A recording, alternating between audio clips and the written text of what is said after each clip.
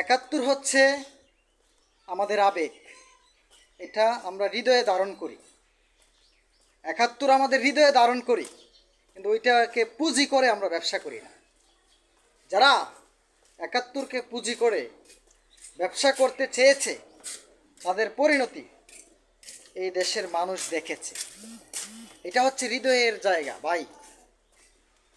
আর মুক্তিযোদ্ধা হচ্ছে সম্মানের পাত্র, তারা হচ্ছে অতি সম্মানিত বীর শ্রেষ্ঠ। কিন্তু কিছু ভুয়া মুক্তিযোদ্ধাদেরকে ইনক্লুড করে প্রকৃত মুক্তিযোদ্ধাদেরকে আপনার অসম্মানী করা হয়েছে, এবং ভুয়া মুক্তিযোদ্ধারা বিভিন্ন জায়গায় জুকারদের মতো আচরণ করছে। বিভিন্ন জায়গায় তারা বলছে, ট্রেনে উঠতে বলে টিটিরে বলে যে আমি কি টিকিট কাটবো, বেটা আমি মুক্তিযোদ্ধা। বাসে উঠতে বলে আমি কি ভাড়া দিব, আমি মুক্তিযোদ্ধা। হ্যাঁ, বিভিন্ন জায়গায় তারা ফ্যাসিলিটি নিতে চায়। তে ওই ধরনের মুক্তিযোদ্ধাদের জন্য প্রকৃত আত্মসম্মান বোধ যাদের আছে, যে মুক্তিযোদ্ধারা বাঁচতে চায়, ওই মুক্তিযোদ্ধাদেরকেও তারা জোকার বানিয়ে ফেলতেছে।